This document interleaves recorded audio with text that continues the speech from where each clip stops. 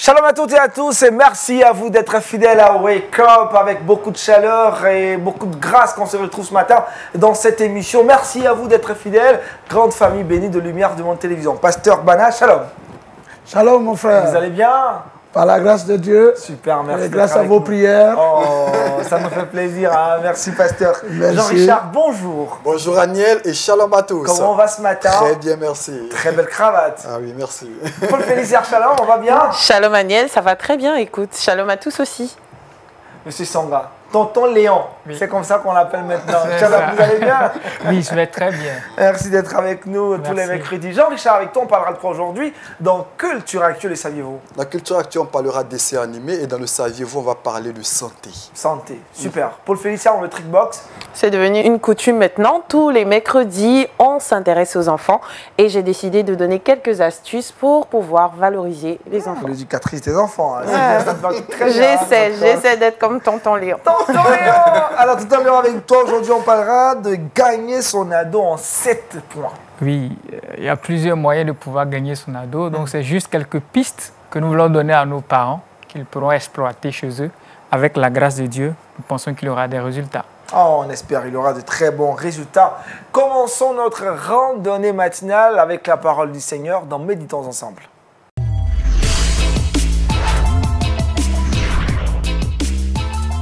Après le sentier de la foi, nous poursuivons sur la thématique sur rapportant la foi. Aujourd'hui, nous parlerons de la persévérance dans la foi avec le pasteur Bada. Pasteur, vous avez toute la parole. Merci beaucoup, mon frère, pour l'opportunité encore. Disons que, vu l'importance de la foi dans la vie d'une personne, dans la vie du croyant, il est nécessaire que nous revenions sur certains éléments du sentier de la foi en parlant aujourd'hui de la persévérance. Et je lis donc dans le livre de Genèse au chapitre 4, au chapitre 12, pardon, le verset 4, où il dit « Abraham partit comme l'Éternel le lui avait dit, et Lot avec lui, Abraham, était âgé de 75 ans lorsqu'il sortit de Charan. Abraham prit Sarai, sa femme, et Lot, fils de son frère, avec tous les biens qu'il possédait et les serviteurs qu'il avait acquis à Charan. Il partit pour aller dans le pays de Canaan, et il arrivait au pays de Canaan. Abraham parcourait le pays jusqu'au lieu nommé Sichem, jusqu'aux chaînes de Morée. Les Cananéens étaient alors dans le pays. Alors, ce matin, je voudrais, par cette méditation, encourager les enfants de Dieu, encourager les chrétiens à persévérer dans la foi.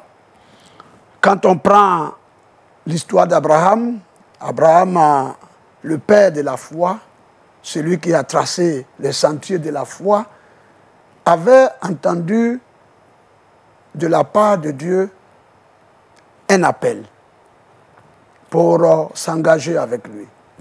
Et Dieu a fait des promesses.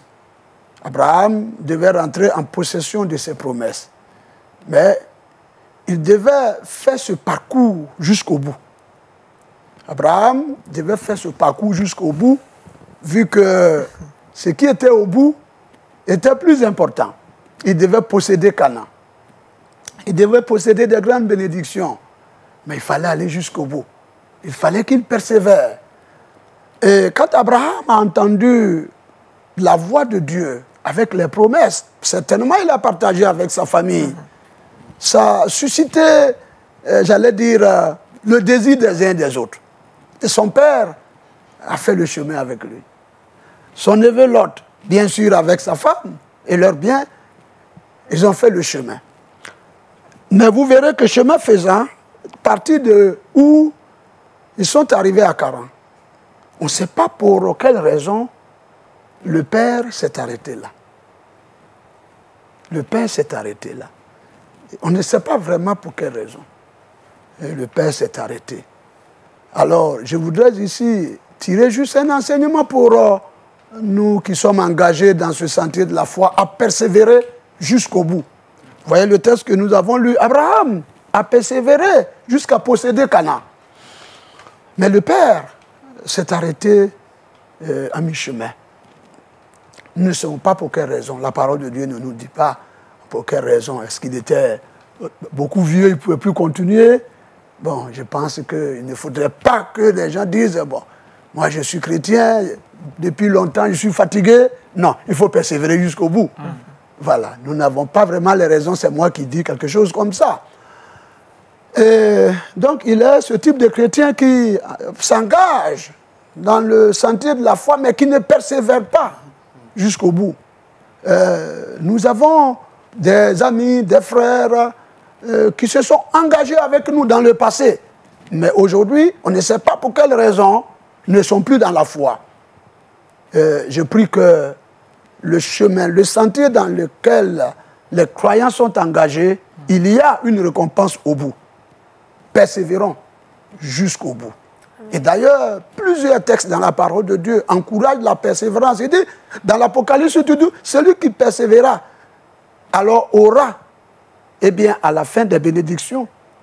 Et dans les évangiles, Jésus a encouragé les uns et les autres à persévérer jusqu'au bout. Celui qui persévère jusqu'à la fin, c'est celui qui sera sauvé. Autrement dit, c'est celui qui entrera en possession des promesses, eh bien, qui sont au bout du chemin de la foi. Donc, je voudrais ici que nous puissions persévérer. Également, il y a Lot, son neveu, qui, en cours de route, bien sûr, a eu la possibilité de faire un choix. Quand Abraham, sinon j'allais dire l'environnement s'est avéré petit pour accueillir Abraham et tous ses biens, ainsi que l'autre, l'occasion a été donnée à l'autre de faire un choix. Il a choisi, eh bien, les plaines de Sodome et Gomorrhe. Il a choisi. Alors que Sodome et Gomorrhe, les habitants de cet endroit étaient méchants. Ils étaient contre Dieu, les principes de Dieu. Ils étaient méchants. Ils avaient une vie qui n'était pas à la gloire de Dieu. Et l'autre a choisi là-bas. Et ce choix n'a pas été, j'allais dire, un choix positif pour sa persévérance. Ça n'a pas été un choix positif. Et d'ailleurs, lorsque on analyse tout ce qui s'est passé à Sodome jusqu'à ce que Sodome soit détruit, mais nous nous rendons compte que ce choix a mis à mal la famille de Lot et leur foi. Leur foi. Et d'ailleurs, nous voyons comment sa femme a péri. Dans le chemin de la foi, nous avons vu quand son épouse, l'occasion leur était donnée de sortir de Sodome et Gomorrhe, parce que Dieu devait détruire Sodome et Gomorrhe. Sa femme n'a pas pu tenir. Elle a fait chemin, et puis bon, un peu, elle a regardé derrière, et la Bible dit qu'elle est devenue statue de sel. Donc, voici que Lot va faire un choix qui va mettre en mal sa foi et toute sa famille. Et nous verrons plus tard comment, après, lui et ses deux filles ont eu des relations. C'est là que nous avons aujourd'hui les Moabites et les Ammoniens qui sont sortis de cette union, qui sont des ennemis d'Israël. Alors, donc, nous disons tout simplement qu'il y a des choix ou il y a des positions que nous adoptions qui peuvent mettre en mal notre foi et qui peuvent nous empêcher de persévérer jusqu'au bout. Alors donc, nous devions veiller. C'est pourquoi le psaume 1 nous dit « Heureux l'homme qui ne marche pas selon le conseil des méchants et qui ne s'asseye pas ou qui ne s'assoit pas en compagnie des moqueurs. » Donc, nous disons ici que le peuple de Dieu veille dans ces temps qui sont les derniers. Il y a bien des situations qui peuvent nous empêcher de persévérer. Veillons à ce que nos choix, veillons à ce que notre compagnie, veillons à ce que même notre travail, veillons à ce que notre mariage, veillons à ce que nos relations les uns avec les autres ne soient pas, eh bien, une occasion pour nous de nous éloigner du sentier de la foi. Mais que nous puissions persévérer comme Abraham a persévéré jusqu'au bout. Aujourd'hui, nous sommes dans un monde où, à l'église, nous avons des jeunes sœurs, nous avons des jeunes gens qui veulent se marier. Veillons à ce que notre mariage contribue à notre persévérance jusqu'au bout. Oui. Nous voulons aujourd'hui des richesses, nous voulons des bénédictions, mais beaucoup se sont éloignés du sentier de la foi, n'ont pas pu persévérer, comme vous et moi, ou ceux qui nous écoutent, n'ont pas pu persévérer, ne sont pas arrivés où nous sommes parvenus, même si on n'est pas arrivé mais on compte arriver et on veut arriver. Amen. Mais il y en a qui, pour des raisons d'argent, mariage, voyage, se sont compromis. Et aujourd'hui, sont loin de la foi. Je voudrais, par cette exhortation matinale, encourager les enfants de Dieu qui sortent, qui courent ça et là, mais qui n'oublient pas de demeurer toujours dans la foi en persévérant. Même si nous luttons pour ceci ou cela, que cela soit conforme aux principes de la parole de Dieu qui peuvent nous conduire jusqu'au bout. Pour l'autre, il s'est enquiquiné dans des principes qui ne pouvaient pas l'aider à aller jusqu'au bout. Mais Abraham a allé jusqu'au bout. Également, l'apôtre Paul a parlé d'un certain Démas dans 2 Timothée, chapitre 4, le verset 10. Un Démas qui était son compagnon fidèle. Et Paul a dit que ce compagnon l'a abandonné pour des raisons de l'amour de ce monde. Je voudrais également dire aux croyants, nous pouvons veiller à ce que le monde ne nous éloigne pas. Le monde ne nous freine pas dans notre élan. Le monde ne nous freine pas dans ce choix merveilleux, le sentier de la foi que vous et moi, nous avions choisi un jour. Également, dire que le monde est là et aujourd'hui, beaucoup de chrétiens sont vaincus par cette pression du monde. Mais veillons, Jésus a dit que nous sommes dans le monde, mais nous ne sommes pas du monde. Nous sommes dans le monde parce que le monde est créé par Dieu, mais certains principes du monde qui peuvent compromettre notre foi, veillons à ce que ces choses ne puissent pas nous freiner. Et l'apôtre Paul également va s'adresser à l'église de Galates. Dans Galates chapitre 5, verset 7, ce peuple-là qui avait entendu la parole de Dieu, qui s'était engagé, mais l'apôtre Paul dit que vous courez bien. Alors, sur le sentier de la foi, mais qu'est-ce qui vous a freiné? Qu'est-ce qui vous a arrêté? Vous qui courez bien, vous qui étiez bien engagé dans ce sentier, qu'est-ce qui vous empêchait à persévérer jusqu'au bout? Alors, bien sûr, le contexte dans lequel Paul parlait, c'était un contexte assez semblable à notre contexte aujourd'hui, les faux enseignants, les faux prophètes. Aujourd'hui, ne nous voilons pas la face. Dans le domaine religieux, il y a problème. Il y a des enseignements qui ne sont pas conformes à la parole de Dieu. Nous avons des faux prophètes qui révèlent des choses, qui disent des choses. Et si l'on n'y prend point garde, vient vous arrêter dans votre persévérance. Veillons à ce que nous-mêmes, nous cherchons Dieu dans sa parole, connaître Dieu par sa parole et écouter des enseignements qui sont bibliques, qui sont la parole de Dieu. Ce sont ces enseignements-là qui peuvent nous aider à persévérer jusqu'au bout. Autrement, ces enseignements nous déroutent. Et en conclusion, l'apôtre Paul, dans Romains chapitre 8, le verset 35, a énuméré un certain nombre de choses. L'apôtre Paul a parlé de la vie. L'apôtre Paul a parlé de la mort. L'apôtre Paul a parlé de la tribulation. L'apôtre Paul a parlé de la nudité. L'apôtre Paul a parlé de la faim. Et il a conclu, qui nous séparera de l'amour de Dieu? Et il a dit, rien ne peut nous séparer de l'amour de Dieu manifesté en Christ Jésus. Je voudrais ici encourager le peuple de Dieu, encourager les enfants de Dieu, les chrétiens, à persévérer, car la promesse est au bout. Et bientôt, Christ reviendra et il nous prendra et nous entrerons en possession de cette promesse qui nous attend là-haut, en passant par les promesses de bénédiction et de sécurité que Dieu a données à Abraham pendant son pèlerinage ici-bas. Dieu bénisse vraiment son Église, afin que cette Église la bénéficie ici-bas des promesses de Dieu qui sont la protection, la sécurité, la bénédiction, mais aussi hériter la vie éternelle qui est la finalité de notre chemin et de notre choix. Dieu vous bénisse. Amen. Amen. Amen, pasteur. Amen. Merci, pasteur Bana, la persévérance dans la foi. Jean-Richard, Paul, Félicia, des questions? L'idée de persévérance implique nécessairement aussi la notion de progression dans la foi. Comment est-ce que le chrétien peut mesurer sa foi pour notamment progresser, persévérer dans cette foi? Tout se mesure à partir de la parole de Dieu. c'est ma conception des choses. Je crois que quand je lis la parole de Dieu, je peux jauger mon niveau de foi, mon niveau de progression. Quand je lis la parole de Dieu est pour nous notre guide, notre boussole. Nous trouvons tout dans la parole de Dieu. Mais je peux aussi, par expérience des uns des autres, j'aime aussi le dire, parce que ceux aujourd'hui qui nous voient, alors ils se disent, mais ceux-là ont atteint ce niveau. Mais moi, regarde le niveau où je suis. Et donc, je peux tout simplement dire, par des compagnons de lutte, par des compagnons d'œuvre, par des compagnons de foi, on peut aussi juger notre foi. On peut voir quel niveau nous sommes. Si nous sommes dans le progrès ou non, à partir de la parole de Dieu, mais à partir des expériences fraternelles, on peut voir aussi à quel niveau nous sommes.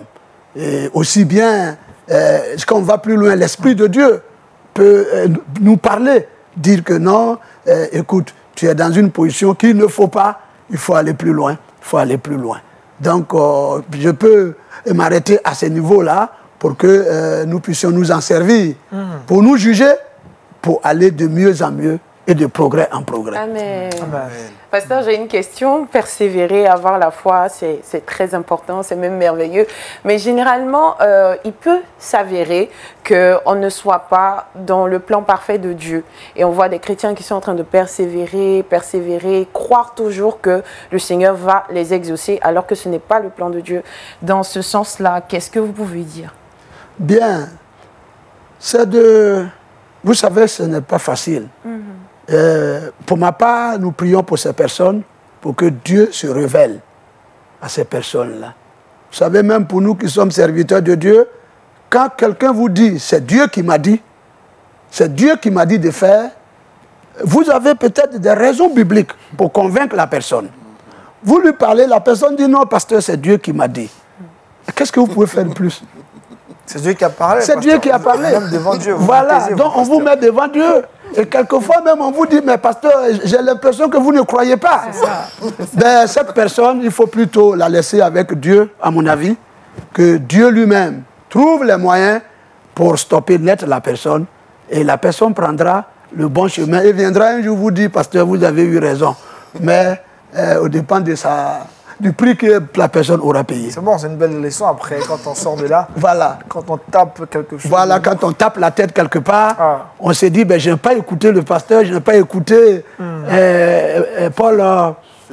Paul Félicia, je n'ai pas écouté Aniel, je n'ai pas écouté tonton Léon.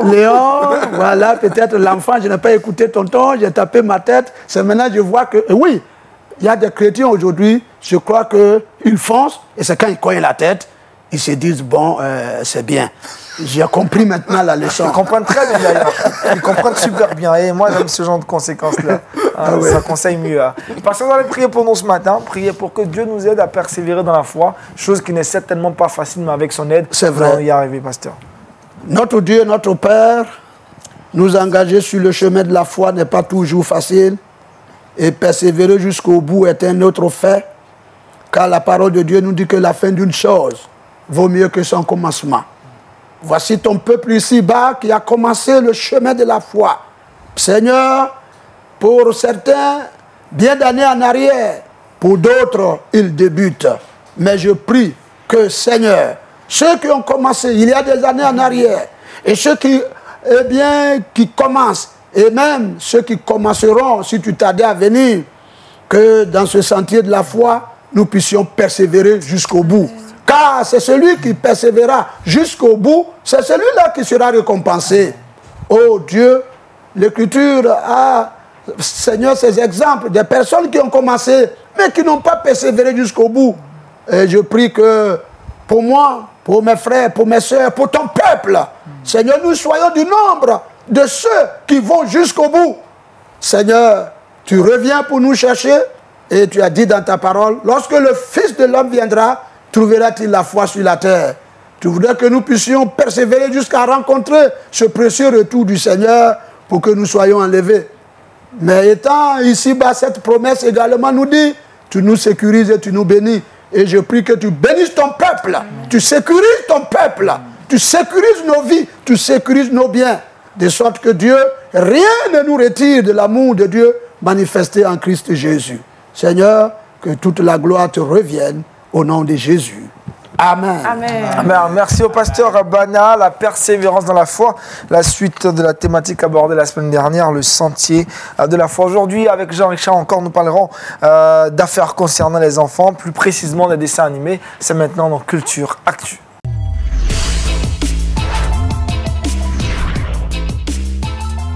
Jean-Richard, dessins animés. Effectivement, merci Aniel. On le sait maintenant, la Bible constitue pour plusieurs personnes une source d'inspiration inépuisable pour le 7e art. Pour le Jésus-Christ est très souvent le sujet central. Il est représenté à maintes reprises. La représentation de Jésus-Christ a évolué notamment dans plusieurs des films. Depuis 1898, Jésus est représenté dans le cinéma. Et depuis quelques années, les dessins animés ont décidé d'épouser également le personnage de Jésus-Christ. Quand on sait que les dessins animés impactent véritablement la vie des enfants, essayer de changer notamment la vie de ces enfants à travers les dessins animés. Il faut dire que le pic des dessins animés a commencé au milieu des années 70, notamment avec les dessins animés japonais. Au début des années 90, c'était le pic des dessins animés à travers le monde, mais véritablement les dessins animés chrétiens ont connu un pic au début des années 2000. Il faut dire que ce champ était inexploré. Quelques personnes ont décidé de mettre de leur argent pour impacter les enfants à travers le message de la Bible, à travers le personnage de Jésus-Christ. Il y a de cela bientôt 10 ans, il y a un dessin animé qui est sorti, qui a fait pratiquement le tour du monde, qui est très apprécié par les enfants. C'est un dessin animé qui fait 1h25 minutes. Le titre, vous le voyez chez vous, c'est Jésus raconté aux enfants. Pourquoi ce dessin animé a-t-il eu pignon sur rue? Eh bien, c'est parce que Jésus est présenté par les enfants. Les yeux des enfants nous décryptent non seulement le parcours de Jésus, ses épreuves, ses miracles, les enseignements qu'il a transmis notamment à ses disciples. C'est un dessin animé également sous forme de documentaire, sorti, je l'ai dit, il y a cela quelques années, un dessin animé assez puissant. Je vous offre quelques séquences de ce dessin animé et juste derrière, on en reparle. Alors qu'ils examinent un site de ruines anciennes, deux jeunes archéologues, Margot et Derek, ainsi que leur jeune ami, le nomade Moki, sont pris dans un tourbillon de sable mouvant et disparaissent aussitôt.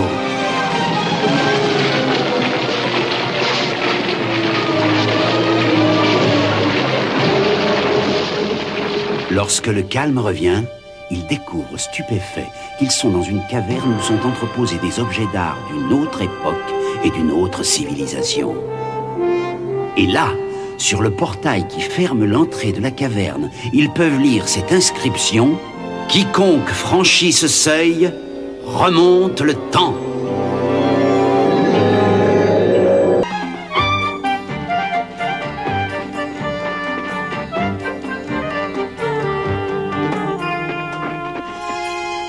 Ça y est, ouf! Je crois qu'on l'a semé. En revanche, on a hérité d'un garde romain. Vite! À l'intérieur. Vous avez bien compris? Suivez ces 3 voyageurs jusqu'à Bethléem. Oui, oui. Et s'il tombe à genoux devant un bébé qui pleurniche, je le signale tout de suite au roi Hérode. Je suis romain. Inutile de me répéter un ordre. Ça me revient, j'ai de nouveau ce pressentiment bizarre. Bethléem, un nouveau-né. 3 voyageurs? C'est peut-être les gens riches qu'on a vus cet après-midi, ceux qui étaient habillés comme des rois. 3 rois? Oh, Derek, ce n'est pas possible. Nous devons en avoir le cœur net. Il faut aller à Bethléem. Mais comment faire pour nous y rendre? Yacha! Oh non, je veux pas remonter sur ce chameau.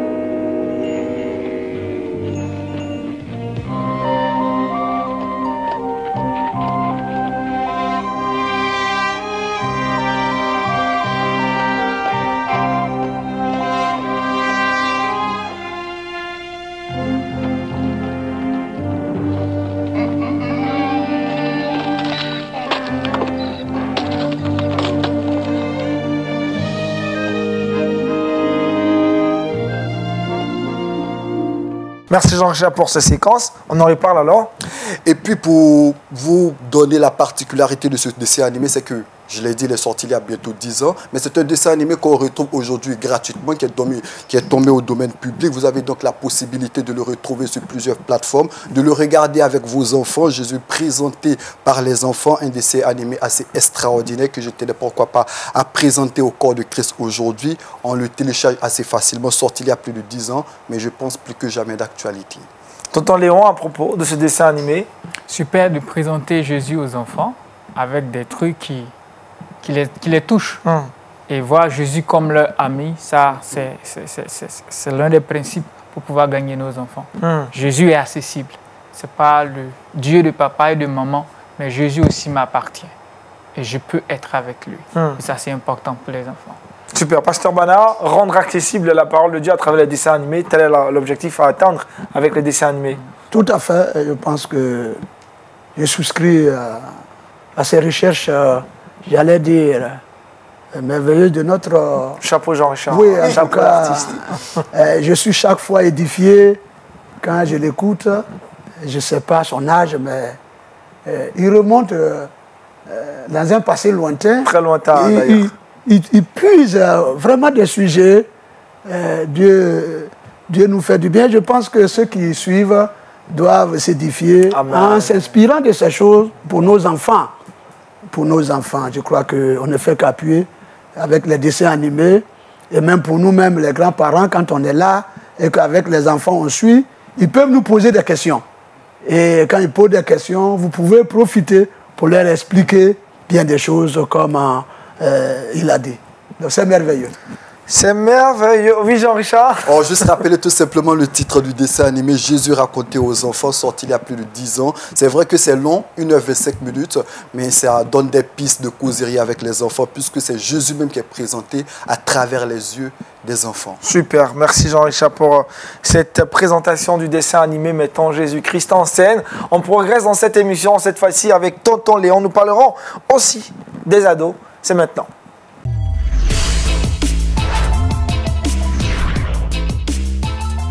Le thème du jour, gagner son ado en 7 points. C'est bien cela, tonton Léon? Oui, c'est bien cela. Mais bien avant, bravo à Jean-Richard. Tu as 2 bonbons, tu récupères après avec moi. Voilà, c'est super. Tonton Léon. Voilà, il faudrait encourager. Il faut l'encourager. C'est ça. Bonbons, alors, bon. Gagner nos ados en 7 points. Quand nous lisons le livre de Malachie, chapitre 4, le verset 6, c'est le dernier verset de l'Ancien Testament. Malachie 4, 6, qui dit « Il ramènera le cœur des pères vers leurs enfants et le cœur des enfants vers leurs pères, de peur que je vienne vouer le pays à l'échec. » Donc, la question d'éducation, c'est une question de cœur aussi. Les pères doivent gagner le cœur de leurs enfants. Et c'est là. Si vous avez le cœur de votre enfant, vous pourrez faire des choses merveilleuses avec lui. Et nous savons que la période de l'adolescence est une période de turbulence qui fait peur dans les maisons. Je vois que Aniel se rappelle, oui, quand j'étais ado, j'étais vraiment... Voilà. Ah, j'étais tranquille. C'est ça. On verra avec papa, on verra avec maman. J'aime pas de soucis. Voilà. Donc, c'est une saison qui n'est pas facile, à la fois pour l'ado, parce qu'il y a beaucoup de changements, et à la fois aussi pour les parents, parce que les choses leur tombent dessus. Mais pourquoi, avec tout ce qu'on a donné, mais pourquoi ce retour? Voilà. Donc là, on veut donner juste quelques pistes. Ce n'est pas des paroles d'évangile, mais des moyens que nos parents vont pouvoir utiliser et qui peuvent les aider. Voilà. Donc, il n'existe pas d'experts en éducation, pour moi, ça, moi, je le dis toujours. Mais il existe des parents créatifs qui adaptent certaines choses, certains outils à leur réalité. Donc, ma prière que les parents qui nous suivent prennent ces 7 points et prient et voir comment est-ce que ça peut correspondre à leur contexte et à leur réalité. Voilà. Alors, le premier point, c'est d'abord et avant tout se rappeler soi-même de son adolescence et comprendre la situation de l'ado. Ce qui est intéressant, tous les parents sont passés par là. Et quand on était ado, Jean-Richard, voilà, tu te souviens que tu aurais voulu que papa te comprenne, mais pourquoi on ne me comprend pas, mais pourquoi on interprète mal toujours, malgré mes bonnes motivations et tout ça. Quand on se met dans cette peau, on se dit, bon, face à la mode, quand j'étais adolescent, comment est-ce que je percevais la mode? Paul Félicia. Quand j'étais adolescent, quels étaient mes rapports avec la télé, avec la drogue, avec les fréquentations, avec les sorties? Quand je me mets dans cette peau, je dis, tiens, c'est exactement ce qu'est en train de vivre mon ado. Comment j'aurais voulu que papa réagisse, même si j'étais en train de me tromper? Ça donne des pistes et l'approche est différente. Parce qu'on se met soi-même dans la peau d'un adolescent. Parce qu'on est passé par là. On aurait voulu une autre réaction. Deuxièmement, passer plus de temps avec l'ado. En un mot, être à son écoute. Le temps, souvent, ce n'est pas la présence. Vous voyez, la vie de tous les jours, les parents vont au travail, il y a des gens qui sont fonctionnaires internationaux, on est serviteurs de Dieu, on a du monde à voir, on est tout le temps parti. Donc, quand on a toutes ces responsabilités, ça n'empêche pas d'avoir du temps avec nos familles. Mais quand on n'est pas là, physiquement, on peut avoir du temps. Il y a cette maman qui est fonctionnaire internationale, qui est tout le temps partie et qui a des enfants. Qu'est-ce qu'elle fait? Elle a trouvé un créneau. Je prie que les parents qui sont beaucoup occupés, qui voyagent beaucoup, puissent l'exploiter. Elle est fonctionnaire internationale, donc elle échange sur plusieurs continents, par vidéoconférence ou par Skype. Pourquoi ne pas mettre ça en pratique? Donc, elle a fait un Skype. Chaque jour, elle a un Skype de 30 minutes avec chaque enfant. Elle a 3 enfants. Et à 16 heures, il n'y a pas de boulot. Elle ferme son téléphone, elle coupe les autres connexions. 30 minutes avec Aniel. Aniel, ça va. États-Unis à l'école. 30 minutes avec Jean-Richard. 30 minutes avec Paul Félicia. À la fin, elle prie. Elle est bénie. Donc, même si elle fait 1 mois à l'étranger, ça ne change rien. Pour les enfants, maman est là. On arrive à partager nos défis et tout ça. Et maman prie. Et avec la grâce de Dieu, les enfants disent, ah, maman est à l'écoute. Elle est loin, mais elle est là. Elle pense à nous, elle nous donne du temps. Donc, c'était le deuxième point. Notre troisième point, renégocier les responsabilités et les avantages. Qu'est-ce qu'on veut dire par là? On donne des règles. Range ta chambre, balaye le salon, ne rentre pas tard, on mange à telle heure, sois propre. Toutes ces règles-là, on les donne. L'ado, c'est une période où il est en conflit avec les règles. Il est en conflit avec l'autorité. Donc, si on est rigide sur l'obéissance des règles, souvent ça coince. Alors, quand on parle de renégocier, c'est de permettre à notre ado de pouvoir discuter la mise en pratique de certaines règles. Ok, maman, tu veux que je nettoie ma chambre et tout ça? Ok. Alors, Aniel, comment est-ce que toi-même tu penses t'y prendre pour ranger ta chambre? Tu dois être propre, tu es d'accord avec moi? Alors, comment tu penses faire? Donc, en discutant avec Aniel, il donne lui-même comment est-ce qu'il veut ranger sa chambre, comment il pense s'organiser. Ça ne veut pas dire que le parent va tout de suite dire « Bravo Aniel, on fait comme tu as dit ». Le parent reste le parent. La dernière décision lui revient. Mais Aniel se sentira impliqué dans la règle. Et ça l'aidera à mettre en pratique cette règle. Être un modèle et afficher ses valeurs. Comme 4e point. Nous-mêmes, on doit être modèle. Je prends le balai, je lui montre comment on balaie. Il range sa chambre, je range ma chambre. Il me voit faire. On lui dit, ah, écoute, chez nous, on ne cause pas au portail. Si tu viens des amis, rentrez, asseyez-vous, parlez. S'ils doivent partir, ils partent. Mais ne restez pas au portail pour discuter. Et nous-mêmes, on fait la même chose. On arrive, on discute avec les amis au portail. Qu'est-ce que l'enfant voit? Toujours une question d'imitation. Donc, attention à cela. 5e, accueillir les amis de votre ado.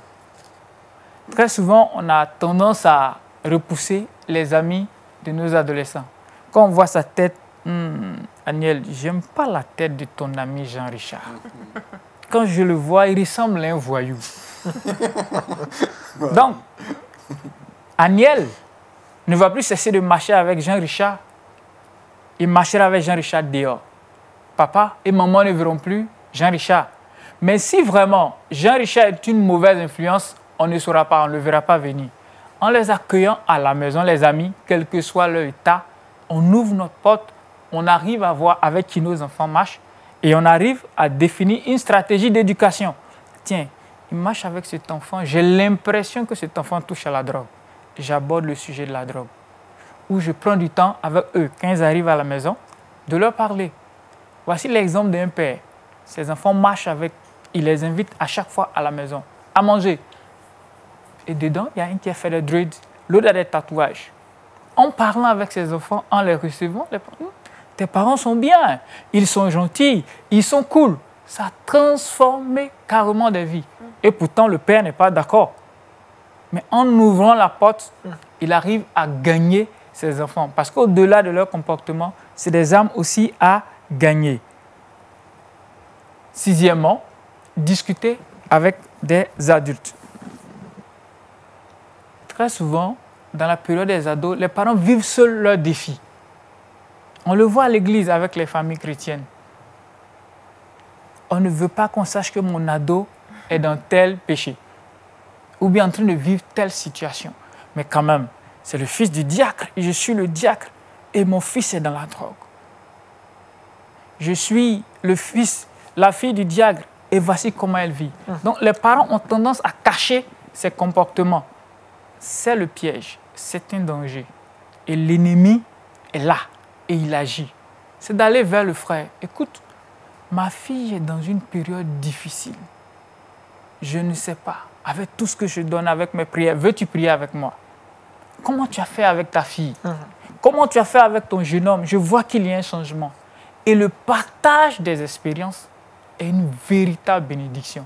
Dans certaines églises, on appelle ça des groupes de parole, où des parents se retrouvent une fois par mois pour discuter sur l'éducation de leurs enfants. J'encourage les écoles, les églises, oui, voilà, à avoir des groupes de parole pour parents, surtout ceux qui sont dans la période des ados, pour discuter, pour échanger, pour prier. Quand des parents prennent position pour prier pour un enfant, imaginez que tous les parents de l'église se lèvent et prennent position pour un enfant qui est en train de vivre dans la drogue, qui est en train de vivre une vie d'impureté, qui a abandonné la maison.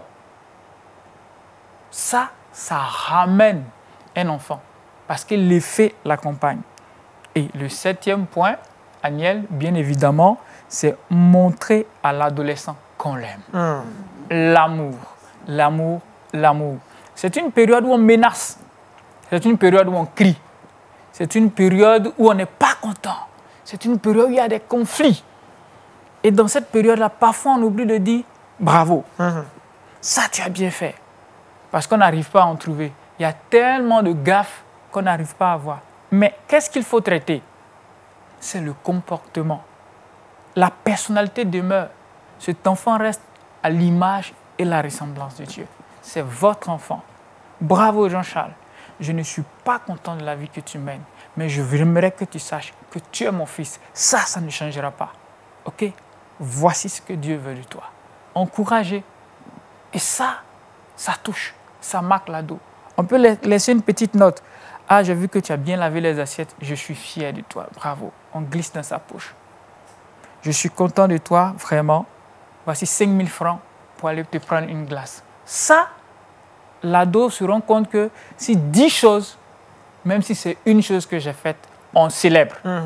Il faut célébrer les rares occasions que nos ados ont de bien faire. Il ne faut pas toujours taper là où ça fait mal. Quand on tape toujours là où ça fait mal, on est dans une situation de conflit perpétuel. Et ça amène l'ado à quitter la maison.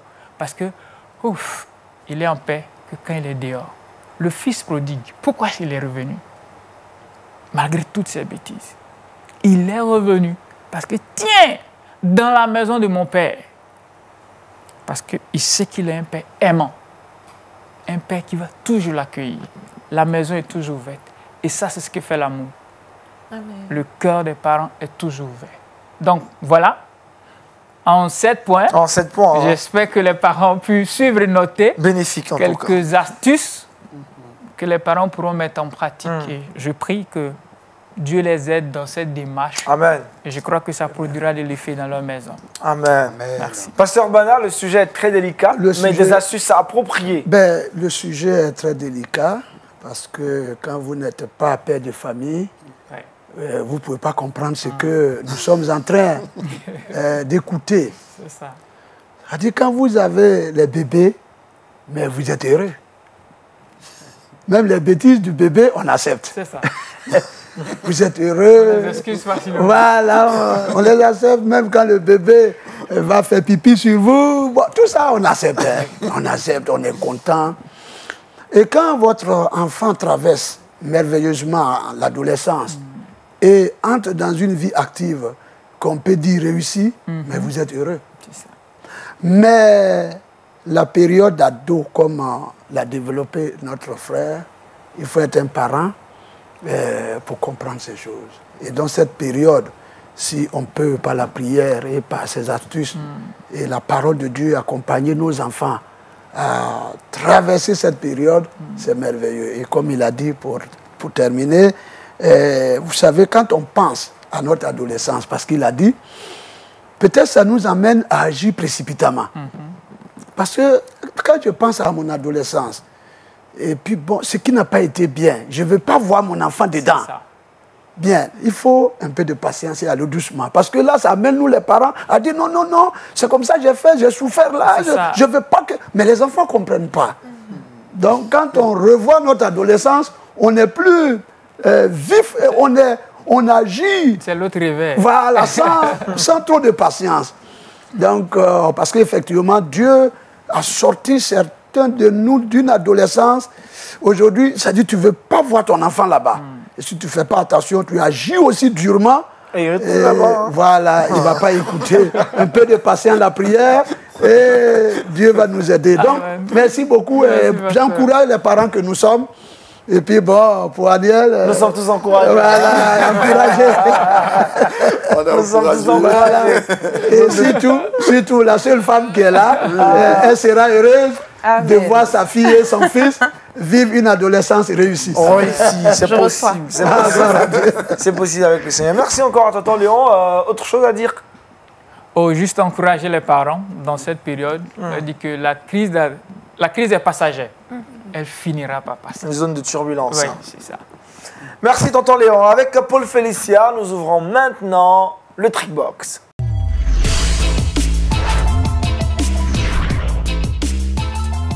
Des astuces pour valoriser les enfants, Félicia. Exactement, tu l'as dit. Quelques petites astuces pour pouvoir valoriser les enfants. J'ai l'impression que quand tonton Léon est là, j'essaie peut-être de me faire recruter dans son équipe. Mais toujours est-il que, en tout cas, c'est un peu le fil conducteur de ce qu'il était en train d'aborder. Ah, merci, tonton Léon. C'est gentil. C'est fantastique. Hein? Voilà, donc pour gagner le cœur d'un enfant, il faudrait être à même de pouvoir lui donner une bonne image de lui-même. Et donc aujourd'hui, je suis venue, comme je le disais tantôt, avec quelques astuces pour pouvoir aider. La première des choses que l'on peut faire, c'est d'utiliser le non-verbal. Peut-être une petite tape sur l'épaule lorsque l'enfant a bien agi, ou encore dire bravo. Je pense que tonton Léon l'a dit.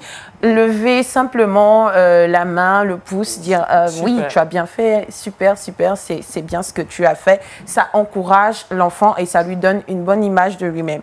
Deuxième chose que vous pouvez faire, ça, c'est de vous mettre ensemble en famille, en fin de soirée. Vous pouvez dire à l'enfant qu'est-ce que tu as fait pendant la journée. Est-ce qu'il y a une action que tu as posée, en tout cas dont tu t'es senti fier. Peut-être que les enfants ne comprendront pas effectivement ce que ça signifie, faire une action qui m'a rendu fier, mais vous pouvez l'orienter ou bien même discuter tout simplement avec lui et lui dire bravo pour telle ou telle action que tu aurais posée. Ça va aussi booster son estime de lui-même.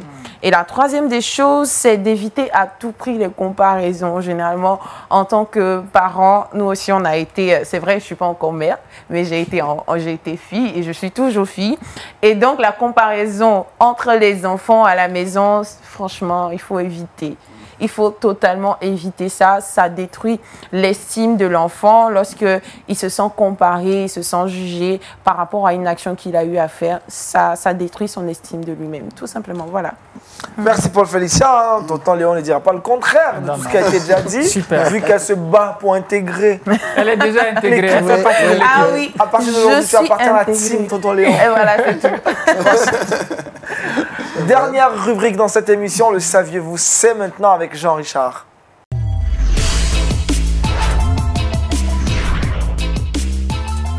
Jean-Richard, avec toi, on parle santé. Effectivement, merci Aniel. Aujourd'hui, j'ai décidé de parler de santé et de parler de coronavirus. Est-ce que vous connaissez le coronavirus? Jean-Charles, arrête ça, on nous pose ça de questions. Eh bien, le coronavirus a été déclaré pandémie mondiale par l'Organisation mondiale de la santé. Plusieurs pays ont fermé leurs frontières suite à cette pandémie. Le bilan fait état de plus de 5000 morts à travers le monde.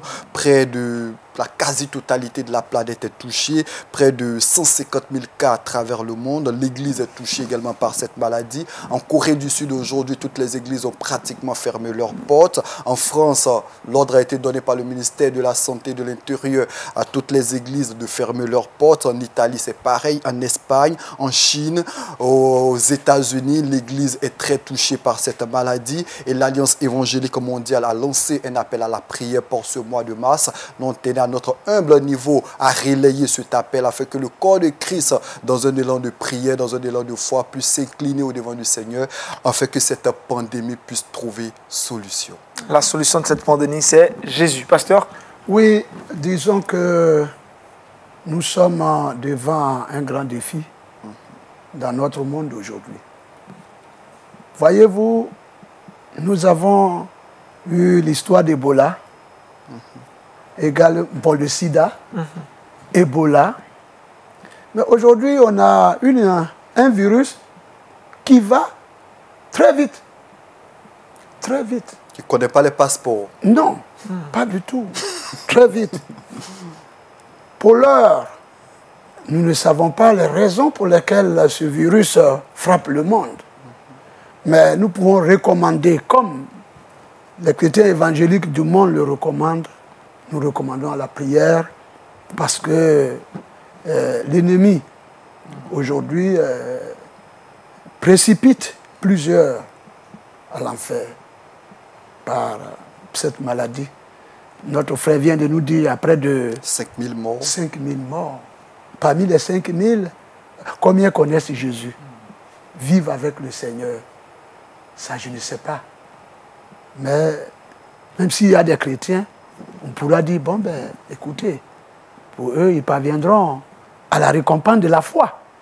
Mais ceux qui ne connaissent pas Dieu, ceux qui ne connaissent pas le Seigneur, et regardez tout ce grand défi au monde, sur le plan économique, sur le plan santé, sur le plan humain, nous voyons que le défi est énorme. Alors, comme le dit 2 Chroniques 7,14, je crois que nous recommandons le peuple de Dieu à la prière, puisque nos nations ont besoin de guérison du coronavirus.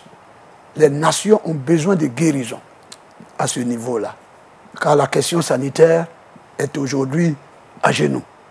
Et il faut la prière pour que Dieu délivre le monde et Dieu nous sauve de ce virus qui fait ravage. Amen. Amen. Appel à la prière, Jean-Richard. Ah oui, juste un appel à la prière afin que le monde puisse s'incliner au devant du Seigneur. Paul Félicien, le verset boussole. Genèse chapitre 12, verset 4. Abraham partit comme l'Éternel le lui avait dit et Lot partit avec lui. La persévérance dans la foi, le thème qu'on a abordé aujourd'hui avec le pasteur Bana. Avec tonton Léon, nous avons parlé des adolescents, 7 points pour gagner nos ados. Merci Jean-Richard, merci Paul Félicien, merci à nos invités. Ce fut un plaisir de partager ces 52 minutes avec vous. Rendez-vous est pris demain avec Daniel Kragui. D'ici là, portez-vous bien. Bonne journée à toutes et à tous. Shalom.